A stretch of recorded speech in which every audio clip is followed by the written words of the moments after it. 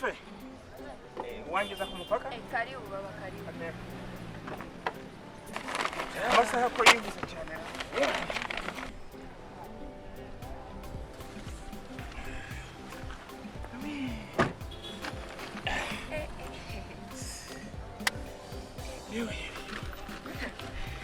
Si awaye wagari ko uzito hivi kabisa mu maisha yangu.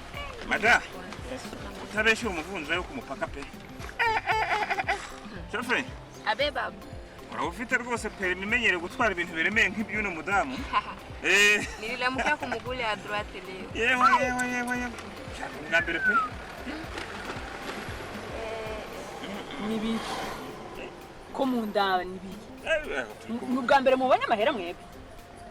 Ariko ni amafaranga ari menshi bada. Ha, ndagutoye. Ngo ngwiki? Uvuze ngwiki?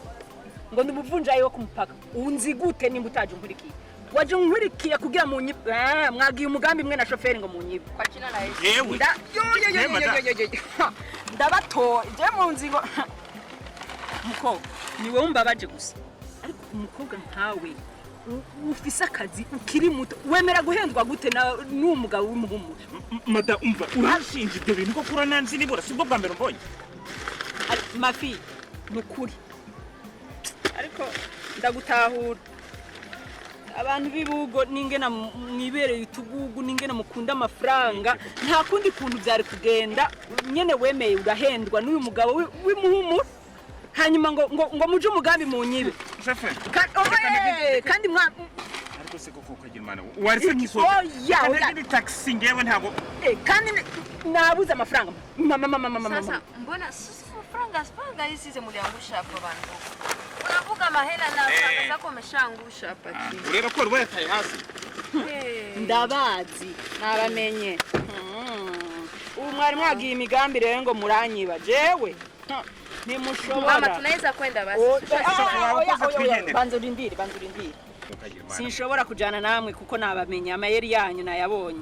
Aba bantu ntabuzi wewe. Waretse tukagenda konje mfite gahunda yihutirwa mada. Itonde munyitonde basi nje shie tugende.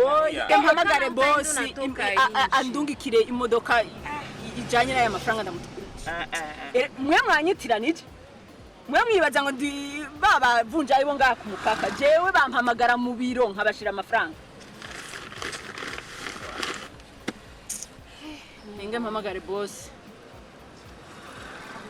Ni ikibazo gikomeye cyane.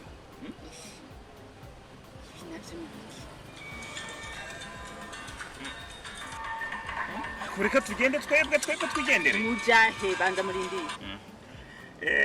Yego madam. Allo boss. Allo boss. Allo. Madam nuri kumamagara. Ni wowe boss twari dufitanye. Ubwo se niwe dufitanye gahunda. Yesu na Maria. Wanyitaga umujura ari we dufitanye gahunda.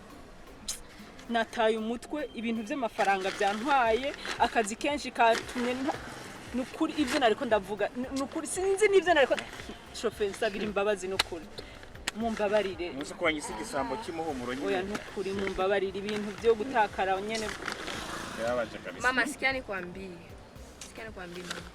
usiko na jije watu unaangalia mtu nasema sijue juu asi anatoka sijue ni wa muhumuro kisha na mujije gisi haiko mzuri nukuri sinzosubira nukuri natahuye sinzosubira kweli mumbabarire nuko boss mbabarire. Shoferi aho tugeza tuvugane noneho.